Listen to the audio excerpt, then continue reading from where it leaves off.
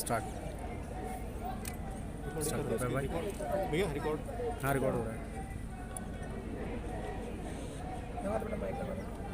Sir, केंद्र जो सदन के अंदर लेकर आई है प्रस्ताव, उसके बारे में क्या कहना चाहेंगे? मैं आक्रोशित समझता हूँ केंद्र की जो सरकार है वो तानाशाह सरकार है, एक एक करके देश के सारे संसाधनों को बेचने का काम कर रही है। और दिल्ली सरकार जो जनता के लिए बेहतरीन तरीके से काम कर रही है और दिल्ली की जनता को जो राहत देने का काम दिल्ली की सरकार ने किया है, उससे चूँकि लगभग 22 साल से भारतीय जनता पार्टी दिल्ली की सत्ता से महरूम है, इसलिए दिल्ली की जनता से वो बदला लेना चाहती है। और जो भारत के संविधान के अंदर जो फेडरल स्ट्रक्चर का जो जिक्र है, जो राज्यों को और केंद्र के बीच में जो शक्तियों का जो समन्वय है, शक्तियों का जो बंटवारा है, उसमें ये हमला है। और ये केंद्र सरकार भारत के संविधान पे हमला कर रही है, फेडरल स्ट्रक्चर पे हमला कर रही है। और ये जो NCT of Delhi government act जो है, उस एक्ट में जो अमेंडमेंट लेके अभी ये केंद्र सरकार आई है, ये सीधा सीधा जनता के द्वारा चुनी हुई सरकार के अधिकारों पर हमला है। और इनडायरेक्ट तरीके से दिल्ली की सरकार को केंद्र की सरकार खुद संचालित करना चाहती है एलजी के माध्यम से। और मैं समझता हूँ इसका विरोध हमें ही नहीं बल्कि दिल्ली की सभी जनता को करना चाहिए, सभी पॉलिटिकल पार्टीज़ को करना चाहिए। क्योंकि अगर आज विरोध नहीं हुआ तो एक एक करके पूरे देश में जहाँ भी लोग इनको वोट नहीं देंगे, जहाँ भी ये सत्ता में नहीं आएंगे, वहीं उसकी सरकार की शक्तियों को छीनने का ये लोग लगातार प्रयास करेंगे। सर, कानून तो 2 दिन से लागू हुआ है, लेकिन इसकी तैयारी कई महीनों से चल रही थी, तब आम आदमी पार्टी ने विरोध नहीं किया। नहीं, ये तो कैबिनेट में अभी आया है, जब आएगा तभी तो बोलेंगे। हमें जानकारी जब होगी तभी तो बोलेंगे। जो चीज़ पहले कहीं मूर्त में थी ही नहीं, कहीं चर्चा में थी ही नहीं, 3 फरवरी उसके बारे में हम तब कैसे बोल सकते हैं? इसके लिए पेश कर दिया गया था। 50 दिन हो गए हैं, जो कि कांग्रेस लगातार कह रही है कि किसी तरह का कोई भी विरोध दर्ज नहीं किया। चाहती तो सुप्रीम कोर्ट जाकर इस पर स्टे ला सकती थी।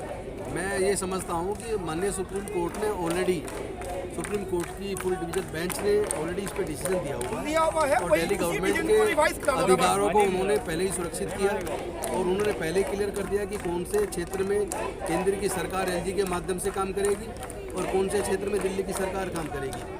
तो ये सीधा सुप्रीम कोर्ट के उस आदेश की भी अवहेलना है और सरकार की और जनता के जो चुनी हुई सरकार है उसके अधिकारों को छीनने का प्रयास है। और हम इसका सशक्त विरोध करेंगे। सर, एक बात आई वो यही आई, मैं एक बात और कह दूं, जो आप कह रहे हैं वही कांग्रेस है, वही भाजपा है।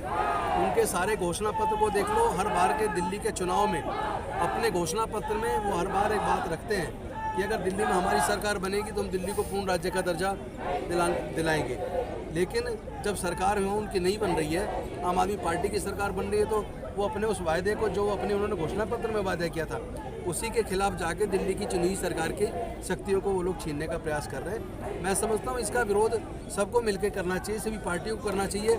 आज हमारी सरकार है, हो सकता है कल को किसी और पार्टी की बने, तो भारतीय जनता पार्टी ये क्यों सोचती है कि उनकी सरकार भविष्य में कभी भी नहीं बन सकती। लेकिन जब इस तरह के काम करेंगे तो दिल्ली तो छोड़ो, पूरे देश के अंदर से लोग आने वाले समय में बीजेपी को बाहर का रास्ता दिखाने वाले हैं। क्योंकि वो लोग जो कहते थे मैं देश नहीं बिकने दूंगा, मैं देश नहीं बिकने दूंगा, एक एक करके भारत के सारे संसाधनों को वो लोग बेचने में लगे। बैंकिंग को बेच रहे हैं, इंश्योरेंस कंपनी को बेच रहे हैं, रेलवे को बेच दिया, उन्होंने एयरपोर्ट्स को बेच दिया, उन्होंने जो ऑर्डिनेंस फैक्ट्रीज को वो लोग बेच रहे हैं। रेलवे, आप ये समझ लीजिए कि ओएनजीसी जो हज़ारों करोड़ का फ़ायदा देती थी, या जो पेट्रोल कंपनियां हज़ारों करोड़ का फ़ायदा देती थी, उन सबको उन्होंने घाटे में पहुंचा दिया। तो एक भी ऐसा संसाधन नहीं है, संस्थान नहीं है जिस पर उन्होंने अनाधिकृत कब्जे की कोशिश ना की हो। उन्होंने संवैधानिक संस्थाओं को कमज़ोर करने का काम किया और देश की नवरत्न कंपनियों को लगातार बेच रहे हैं। मैं समझता हूँ आने वाले समय में देश की जनता भारतीय जनता पार्टी को जवाब। सर, जनता किस तरीके से परेशान होने वाली है दिल्ली की? आप निश्चित तौर पे होगी, जब फाइलें सारी अगर एलजी के पास जाएंगी और एलजी उस फाइल को रोक के बैठ जाएंगे। चूँकि जिस काम को हम करना चाहते हैं, दिल्ली की चुनी हुई सरकार करना चाहती है, और केंद्र सरकार को लगता है इससे दिल्ली की जनता को और दिल्ली की सरकार को फ़ायदा होगा, उसी फाइल को वो रोक के बैठ जाएंगे। जब वो फाइल वहाँ से क्लियर नहीं होगी तो सरकार के चाहने के बावजूद, सरकार के फंड अलोकेट करने के बावजूद वो प्रोजेक्ट तो आगे बढ़ेंगे नहीं। तो अल्टीमेटली इसमें दिल्ली की जनता का नुकसान होने वाला है। तो मैं समझता हूँ सबको इसका सशक्त तरीके से विरोध करना चाहिए। सर, जो भी तरीका होगा विरोध का, एक तो तरीका ये जो आज हम लोग कर रहे हैं, इसके साथ साथ जो भी जिस पहलू से भी हम विरोध कर सकते हैं या जो भी कानून का या कोई और सहारा लेके हम सारे चीज़ों का एक्सप्लोर करेंगे। सर अभी पूर्ण राज्य की बात कही है कि संवैधानिक तरीके से किस तरीके से दिल्ली पूर्ण राज्य का दर्जा पा सकती है? बिल्कुल पा सकती है।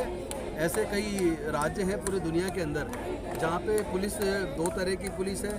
एक जो पुलिस केंद्र की है और जो केंद्र के मामलों को देखती है, एक पुलिस है मेन, जैसे यहाँ दिल्ली है। दिल्ली का लुटियन जोन और नई दिल्ली एनडीएमसी का एरिया, कैंटोनमेंट बोर्ड का अगर एरिया छोड़ भी दिया जाए तो भी जो बाकी का जो एरिया वहाँ पे जो अपराध होते हैं, लॉ एंड ऑर्डर है, उसके लिए तो कम से कम पुलिस को दिल्ली को दिया जा सकता है। उसका तो कोई केंद्र सरकार के कोई मतलब नहीं है। और जो लैंड का अधिकार है, जो लैंड का अधिकार है, लैंड में जो डेवलपमेंट का काम तो चुनी हुई सरकार करती है। मैं समझता हूँ कि अगर लैंड का अधिकार दिल्ली की सरकार के पास होगा तो ज़्यादा बेहतर तरीके से हम लोग एक तो जो रेजिडेंशियल कॉलोनीज़ को डेवलप कर सकते हैं, दूसरी तरफ अस्पताल, स्कूल, कॉलेज बनाने का जो बात है उसको भी करने में उसमें गति आ सकती है, क्योंकि उसके बाद हमें फिर केंद्र के ऊपर निर्भर नहीं रहना पड़ेगा। तो ये बड़ा लंबा मसला है। क्या लग रहा है? इसकी बात सारी सरकारें अपने अपने घोषणा पत्र में दिल्ली को पूर्ण राज्य का दर्जा देने की बात करती आई हैं, लेकिन प्रेजेंट में हम देख रहे हैं कि जो सत्ता में केंद्र में बैठता है वो उस पर एक कदम भी आगे नहीं बढ़ता है। सर सीए एनआरसी हुआ, फार्मर प्रोटेस्ट भी अभी चल रहा है, लगातार आप लोग भी आंदोलन कर रहे हैं इस मामले को लेकर, तो क्या लग रहा है आपको केंद्र सरकार सुनने वाली है आप लोगों की बात? हम तो सुनाएंगे, केंद्र सरकार सुनेगी या नहीं सुनेगी ये उनका मसला है, लेकिन हम उनके गूंगे बहरे कानों में आवाज़ पहुंचाने की कोशिश कर रहे हैं और ये कोशिश जारी रहेगी। और वो अगर फिर भी गूंगे बहरे बन के बैठे रहेंगे, नहीं सुनेंगे, तो देश की जनता उनको आने वाले चुनाव के समय पर जवाब देगी। अभी तो जो राज्यों में चुनाव है उस राज्यों के चुनाव में उनको जवाब मिलने वाला है। उसके बाद जब केंद्र का चुनाव आएगा तब केंद्र के चुनाव में जनता उनको जवाब जरूर देगी। शुक्रिया।